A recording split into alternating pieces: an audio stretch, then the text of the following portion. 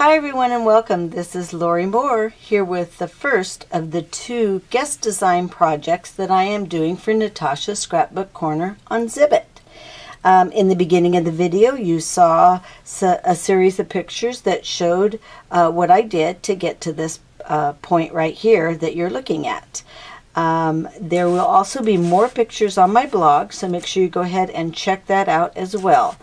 The paper kit I showed you in the very first video is from her Zibbit store, and of course there will be links down below, so please go out and check out the other paper kits and all the yummy goodies that Natasha has in Natasha's Scrapbook Corner Zibbit store. As you can see here, I'm entitling this Love Flies High. I'm going to get a lot of questions from people, so I'm going to let you know right now where I got that cute, adorable little plane. This was from Hobby Lobby in their Christmas section. It was actually in the ornaments, and I just thought that it was so stinking cute. I thought I have got to find something I can do with that, and this project just said, here I am, use me here. And so that's what I did. Now I wanted to show you some different things that you can do with paper kits other than doing layouts and cards. Of course, layouts and cards are always fun and look good, but you know, I love to alter things, so I thought, what can I do to alter these papers out of this kit so that you can get a different idea on what you can do with it. One of the easiest things you can do is alter a box, of course. Now this one's got a lot of functionality to it. I'm going to be able to put all of my Valentines in there that I receive, and then have this lovely display too. Now if you don't happen to have a plane like this, or something you can use to make the hearts come floating out of it, try putting just a little decorative box kind of opened up on the top of it, maybe with some flowers and stuff around it, and the hearts coming up out of it. That way you have the same type of look if you'd like to do the same type of project that I did. So let me start by talking about how I put this together. So in the beginning you could see that I used a cigar box that I then used a little bit of gesso around the seams. I always do that to kind of cover them up. You never know where they're going to show, and so it had the gesso around the edge. And then I put the cardstock, the black cardstock. That gave me a great base to work with. You can really go a lot of different directions from there, but once you kind of put together a base like that, then your imagination can run a little bit more. I think one of the easiest ways to work with it is to take your paper kit and your papers and cut them in strips and little pieces and do kind of a collage effect on it. It makes it kind of easy and quick to put it together like that, and of course I really like the way that that looks when you do that. I love the little bird, so I made sure that I put the little bird right where you could see it. And of course that has to do with flying too. And then there were cute little pieces that she gave me in the kit that I worked with. This netting, I'd never worked with this. This is like a nylon stretchy netting. It has a lot of silver threads running through it. Great way to add texture. I've got a couple little pieces on the top of the box that you can see in the pictures, and then the piece right across the front. So that was a good way to add a little bit more texture and a little shine and style to it.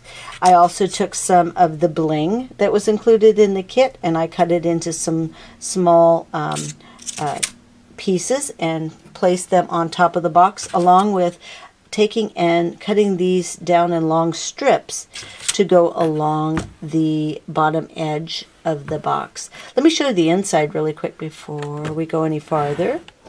I completely covered the inside as well, using, of course, the paper kit that came along with it. It came with these really pretty feathers in this kit. I really like those feathers. And a piece of the rosette trim right there. This was on the back of one of the papers. There's a series of tags on that one sheet of paper, and so I cut out this one here and matted it, added a little bit of that bling across the top. and then that way I have it completely finished also on the inside. Alrighty, and let me see on the next step. I'm trying to think what I did next. Okay, so the next step, I took and added my gesso around the edges of everything. Kind of helped soften it up, and I was able to add my glitter in there because I wanted it to be kind of sparkly. So we've got the really fine glitter. It's kind of hard to show up on camera here, but there's a really fine glitter on the edge of the gesso in there. I always put that on when it's wet and then let it dry. And then once it's dry, if you find that it is kind of rubbing off, you're finding the glitter everywhere else, you can use a gel or a glaze type stuff right over the top of it to kind of seal it, hold it in place. You can see I've used a piece of that netting and the same stuff up on the top.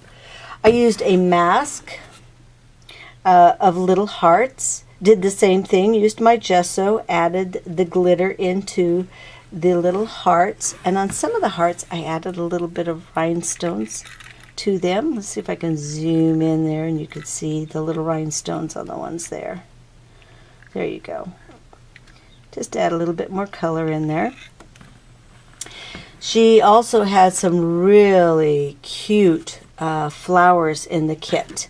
These were kind of a ribbon rose with a little pearl stems and kind of a fabric, little leaves around them. And I added those, of course, down in the corner and a couple of them right here.